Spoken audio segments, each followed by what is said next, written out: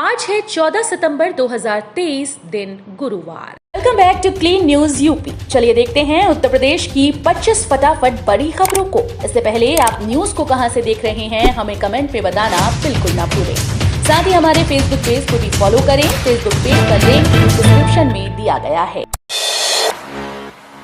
70,000 गरीब ग्रामीणों को जल्द मिलेगा सीएम आवास योजना का लाभ। उप मुख्यमंत्री केशव प्रसाद मौर्य ने कहा कि यूपी के हर गांव का विकास गुजरात मॉडल पर किया जाएगा। हर ब्लॉक में 10-10 पिछड़े गांव का चयन करने का आदेश अधिकारियों को दिया गया है। बुधवार को योजना भवन में मीडिया से बातचीत में उन्होंने कहा कि बहुत जल्द सीएम आवास योजना के तहत 70,000 पात्र गरीब ग्रामीणों को आवास दिया जाएगा। इसके लिए लखनऊ में कार्यक्रम होगा। उन्होंने ये भी कहा कि तमाम ग्रामीण अपनी समस्याएं अधिकारियों से जबानी करके लौट आते हैं। जिलों के सीडीओ कार्यालय में ऐसे कर्मचारी तैनात किए जाएंगे जो उनकी शिकायतों को आवेदन के रूप में लिखें। सरकार का बड़ा फैसला, इस बार मिलेगा 5 किलो ज्यादा राशन। अगर आप राशन कार्ड धारक हैं तो यह खबर आपके लिए खास हो सकती है। बता दें कि सरकार ने हाल ही में एक बड़ा फैसला लिया। इस फैसले के बाद सरकार के 15 करोड़ राशन कार्ड धारकों को काफी फायदा होगा। प्रधानमंत्री गरीब कल्याण अन्न योजना के तहत सरकार ने कार्ड धारकों को इसी माह के अंत तक 5 किलो अतिरिक्त राशन उपलब्ध कराया जाएगा। वहीं सरकार ने सभी अपात्रों का नाम सूची से हटाने की पहल की है। हालांकि मीडिया में ऐसे दावे तो किए गए लेकिन कोई स्पष्ट जानकारी नहीं दी गई। 75 लाख एलपीजी कनेक्शन फ्री में देगी केंद्र सरकार। केंद्र की मोदी सरकार ने करीब आ रहे लोकसभा चुनाव के बीच फ्री एलपीजी कनेक्शन वाली उज्ज्वला योजना को अगले 3 साल तक के लिए बढ़ा दिया और पेपरलेस अदालतों की स्थापना के लिए विस्तार के लिए 7,210 करोड़ रुपए वाली e court mission mode project phase 3 के लिए मंजूरी दी है। प्रधानमंत्री नरेंद्र मोदी लॉन्च करेंगे विश्वकर्मा योजना, खाते में आएंगे 2 लाख। प्रधानमंत्री नरेंद्र मोदी भारतवासियों के लिए बहुत जल्द एक और नई योजना की शुरुआत करने जा रहे हैं जिसका नाम है पीएम विश्वकर्मा योजना। पीएम विश्वकर्मा योजना की शुरुआत करने का ऐलान मोदी ने 15 अगस्त को लाल किले से कर दिया था, जिसकी शुरुआत अब वर्चुअल रूप से 17 सितंबर को होगी। इसमें निचले स्तर के कामगार, शिल्पकार और कारीगरों को बढ़ावा देने हेतु उन्हें सरकार के द्वारा आर्थिक सहायता के रूप में 15,000 रुपए का टूल किट और काफी कम ब्याज दरों में चरणानुसार 2 लाख की राशि केंद्र सरकार द्वारा लोन की सुविधा प्रदान की जाएगी। यूपी के 100 छोटे शहरों में होंगी हाईटेक सुविधाएं। यूपी की योगी सरकार 20,000 से 1 लाख की आबादी वाले 100 छोटे शहरों को आकांक्षी नगर योजना से सुविधायुक्त बनाने जा रही है। इनके विकास पर नगर विकास विभाग 100 करोड़ रुपए खर्च करेगा। मुख्यमंत्री योगी आदित्यनाथ की अध्यक्षता में हुई कैबिनेट की बैठक में यह फैसला हुआ। इस योजना से इन शहरों में जरूरी सुविधाएं, शिक्षा, स्वास्थ्य, सामाजिक व्यवस्था के क्षेत्रों में सुधार करते हुए कारोबार के नए रास्ते खोले जाएंगे, जिससे नए आर्थिक अवसर खुले और लोगों का पलायन रुके। 23 सितंबर को वाराणसी आएंगे पीएम मोदी। 23 सितंबर को प्रधानमंत्री मोदी वाराणसी दौरे पर रहेंगे। इस दौरान पीएम काशीवासियों को 1,000 करोड़ रुपए की परियोजनाओं की सौगात देंगे। गंजारी स्थित अंतर्राष्ट्रीय स्टेडियम की आधारशिला रखेंगे और स्टेडियम निर्माण के लिए भूमि पूजन करेंगे।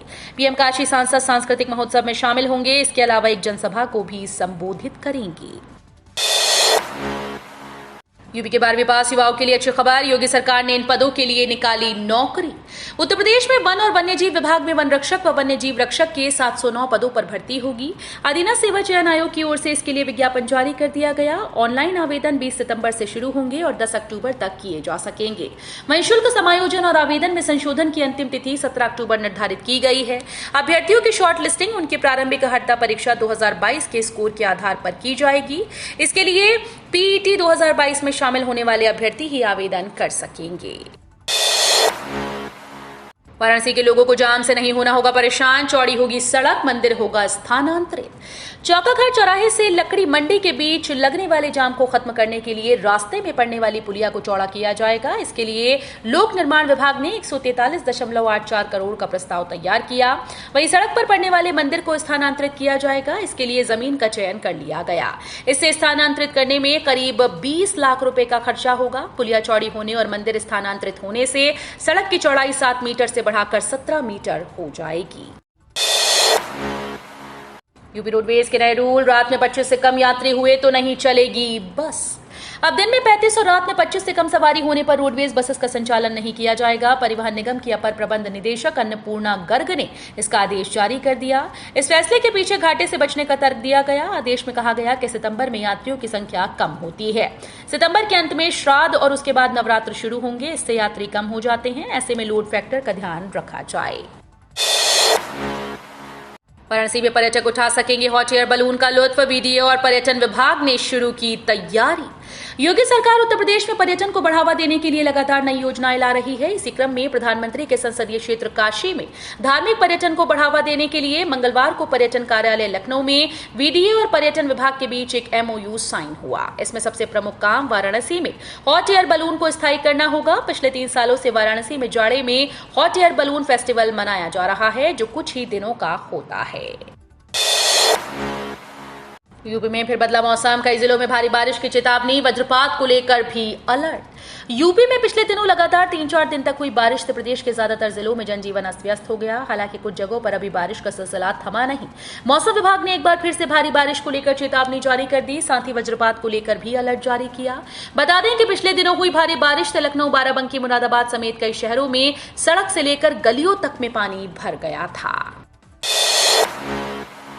जो भ्रष्टाचार करेगा उसके खिलाफ कार्रवाई होगी, बोले केशव मौर्य। आजम खान और उसके करीबियों के ठिकानों पर चल रही आईटी विभाग की छापेमारी को लेकर डिप्टी सीएम केशव प्रसाद मौर्य ने प्रतिक्रिया दी। उन्होंने कहा कि अगर विपक्ष के लोग समझते हैं कि वो भ्रष्टाचार करेंगे और उनके खिलाफ कार्रवाई नहीं होगी, तो ऐसा बिल्कुल नहीं है। सूचना मिलेगी तो आईटी विभाग को छापा मारने का पूरा अधिकार है। अगर कोई संस्था अपनी जांच कर रही है तो बीच में किसी भी राजनेता को फर्जी बयानबाजी नहीं करनी चाहिए। अखिलेश यादव बोले, घोसी चुनाव में हार की बौखलाहट है, आजम खान पर छापे। समाजवादी पार्टी के राष्ट्रीय अध्यक्ष अखिलेश यादव ने आजम खान पर आयकर छापों को लेकर कहा कि सरकार जितनी कमजोर होगी, विपक्ष पर छापे उतने ही बढ़ते जाएंगे। उन्होंने कहा कि भाजपा सरकार विपक्षी एकजुटता और इंडिया गठबंधन से डरी हुई है। घोसी विधानसभा उपचुनाव की करारी हार से पूरी भाजपा बौखला गई। उन्होंने कहा कि मोहम्मद आजम खान सच की आवाज हैं। उन्होंने बच्चों के बेहतर भविष्य की नींव रखी। आज पूरी समाजवादी पार्टी उनकी आवाज के साथ खड़ी है। लखनऊ, आगरा और वाराणसी में बनेंगे यूनिटी मॉल, खुलेंगे फूड कोर्ट भी। केंद्र सरकार द्वारा यूपी के 3 यूनिटी मॉल देने के ऐलान के बाद अब इस पर काम शुरू हो गया है। लखनऊ में यूनिटी मॉल अवध शिल्पग्राम में बनेगा, लेकिन उससे पहले वहां वर्तमान में मौजूद 35 वातानुकूलित शोरूम में मॉल शुरू कर दिया जाएगा। दूसरे चरण में बिल्डिंग के लिए नक्शा जल्द तैयार होगा। मुख्य सचिव दुर्गा शंकर मिश्र की अध्यक्षता में हुई लखनऊ, आगरा, वाराणसी में प्रस्तावित यूनिटी मॉल के संबंध में बैठक में निर्णय लिया गया। ऊर्जा मंत्री ने अफसरों को दिए सख्त निर्देश। यूपी के ऊर्जा मंत्री अरविंद कुमार शर्मा ने अधिकारियों को सख्त निर्देश दिए हैं। उन्होंने कहा है कि पोर्टल पर दर्ज शिकायतों का हर संभव समाधान करें। बिलिंग व्यवस्था को पूरी पारदर्शिता के साथ पटरी पर लाया जाए। गलत बिल पर जिम्मेदारों के खिलाफ सख्त कार्रवाई करें। 1 मीटर रीडर की सेवाएं खत्म करें। बिजली विभाग की दुर्व्यवस्था बर्दाश्त नहीं की जाएगी। अयोध्या में होगा सभी भाषाओं की रामायण का पाठ। काशी के प्रस्ताव पर कांची शंकराचार्य की मौजूदगी में बनी सहमति। अयोध्या में श्री राम मंदिर के लोकार्पण पर अगले वर्ष 17 जनवरी से शुरू होने वाला अनुष्ठान भारत में अब तक के सभी अनुष्ठानों से विशिष्ट होगा। इस दौरान भारत में उपलब्ध सभी भाषाओं के रामायण का एक साथ पारायण होगा। इससे पहले कभी ऐसा नहीं हुआ। काशी के 84 वर्षीय आचार्य लक्ष्मीकांत दीक्षित अनुष्ठान के मुख्य आचार्य होंगे। इसका संयोजक वेदमूर्ति पंडित गणेश्वर शास्त्री द्रविड़ को बनाया गया है। काशी से 11 वैदिक विद्वान इस अनुष्ठान में सम्मिलित होंगे। विद्वानों का दल 15 जनवरी 2024 को अयोध्या प्रस्थान करेगा। कृषि मंत्री सूर्य प्रताप शाही ने बताया, पूरे यूपी में कब से शुरू होगी धान की खरीद। उत्तर प्रदेश के कृषि मंत्री सूर्य प्रताप शाही ने कहा कि 1 अक्टूबर से पश्चिम में धान की खरीद शुरू होगी और 1 नवंबर से पूरे प्रदेश में धान की खरीदी होगी। उन्होंने कहा कि 70 लाख मीट्रिक से अधिक खाद्यान्न खरीद का लक्ष्य है। कृषि मंत्री सूर्य प्रताप शाही ने ये बातें लखनऊ में प्रेस वार्ता के दौरान कही। गोरखपुर से नेपाल, भूटान, श्रीलंका, बांग्लादेश तक होगा यूरिया निर्यात। खाद कारखाने और रेलवे ने बनाया नया कीर्तिमान। HURL ने यूरिया उत्पाद तो रेलवे ने इसकी ढुलाई को लेकर नया कीर्तिमान बनाया। HURL ने जहां 17 महीने में रिकॉर्ड 10 लाख टन यूरिया का उत्पादन किया, वहीं रेलवे ने मालगाड़ी से इतनी ही यूरिया की सफलतापूर्वक ढुलाई की। रिकॉर्ड कायम करने के बाद HURL अब जल्द ही यूरिया का निर्यात भी करेगा। इसके लिए HURL के साथ ही रेलवे ने तैयारियां शुरू कर दी।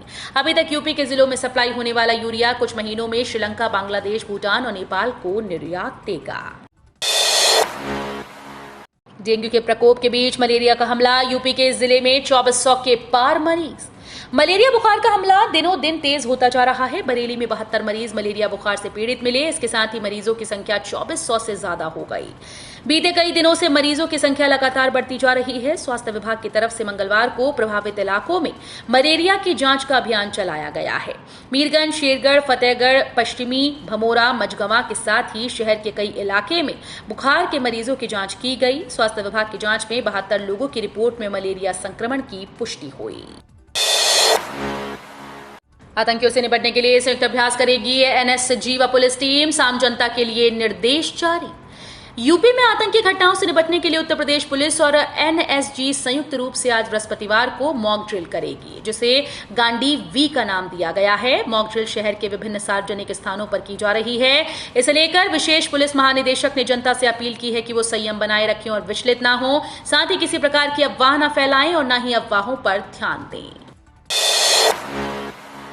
मानसिक बीमारी नहीं बनेगी एमबीबीएस एडमिशन में बाधा, मिलेगा आरक्षण का भी लाभ।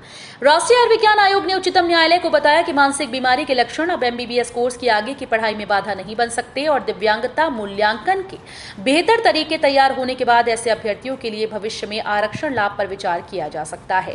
देश में मेडिकल एजुकेशन को नियंत्रित करने वाले एनएमसी से 18 मई को शीर्ष अदालत ने एमबीबीएस कोर्स में प्रवेश में आरक्षण देने के लिए मानसिक बीमारियों, विशेष शिक्षण विकार और ऑटिज्म स्पेक्ट्रम विकार वाले छात्रों की दिव्यांगता मूल्यांकन के विकसित तरीकों की जांच करने के लिए संबंधित विषय के विशेषज्ञों का एक पैनल स्थापित करने को कहा था। श्री राम जन्मभूमि पर खुदाई में मिले प्राचीन मंदिर के अवशेष, अनेकों मूर्तियां और स्तंभ शामिल। अयोध्या में भगवान श्री राम के भव्य मंदिर का निर्माण किया जा रहा है। इसके लिए श्री राम जन्मभूमि स्थल की खुदाई की जा रही है। खुदाई में प्राचीन मंदिर के अवशेष और मूर्तियां प्राप्त हुई। इसकी जानकारी श्री राम जन्मभूमि तीर्थ क्षेत्र ट्रस्ट के महासचिव चंपत राय ने ट्वीट कर दी। आकाशीय बिजली कड़कने पर खराब हो गए स्मार्ट विद्युत मीटर, शिकायतों का लगा रहा तांता। बिजली कड़कने से स्मार्ट मीटर खराब होने की शिकायतें शाम तक दर्ज होती रहीं। बिजली आपूर्ति ठप होने से लोग परेशान हैं। सबसे ज्यादा 65 स्मार्ट मीटर्स की खराबी की शिकायतें उतरेठिया उपखंड में दर्ज हुई। हालांकि राजधानी में खराब स्मार्ट मीटर की तादाद 3000 से अधिक बताई जा रही है। इससे इन मीटर्स की गुणवत्ता पर सवाल खड़े हो गए हैं। पावर कॉर्पोरेशन ने पूरे प्रदेश से बिजली कड़कने से खराब हुए मीटर्स की रिपोर्ट तलब की। कम प्रदूषण फैलाने वाले उद्योगों को ज्यादा कर्ज देंगे बैंक, राज्य सरकार और रिजर्व बैंक में बनी सहमति। गर्म होती धरती और पर्यावरणीय चुनौतियों से निपटने के लिए यूपी के बैंकों में ग्रीन फाइनेंस का खास फोकस किया जाएगा। इसके तहत प्रदेश सरकार ने पर्यावरण को शून्य या न्यूनतम नुकसान पहुंचाने वाले उत्पादों और उद्योगों को प्राथमिकता पर ग्रीन लोन देने के निर्देश जारी किए। ग्रीन लोन के ब्याज पर सब्सिडी को लेकर भारतीय रिजर्व बैंक, राष्ट्रीय कृषि और ग्रामीण विकास बैंक और सभी बैंक संयुक्त रूप से काम कर रहे हैं। टिकैत बोले, किसानों का भविष्य तय करेगी लखनऊ की पंचायत। नूह के सवाल पर कहा, दंगे कराना चाहती है सरकार। भारतीय किसान यूनियन के राष्ट्रीय अध्यक्ष चौधरी नरेश टिकैत ने कहा कि 18 सितंबर को लखनऊ में होने वाली महापंचायत किसानों का भविष्य तय करेगी। वर्तमान में प्रदेश के किसान दुखी हैं। उन्होंने किसानों से अधिक संख्या में पंचायत में शामिल होने का आह्वान किया। मुजफ्फरनगर में कस्बे की पट्टी चौधरान स्थित घेर में आयोजित पंचायत में टिकैत ने कहा कि लखनऊ की पंचायत में शामिल होने वाले जनसमूह के आधार पर सरकार गन्ने का भाव तय करेगी। तो ये थी आज की 25 फटाफट बड़ी खबरें। अगर आपको न्यूज पसंद आई हो तो वीडियो को लाइक और शेयर जरूर करें। धन्यवाद।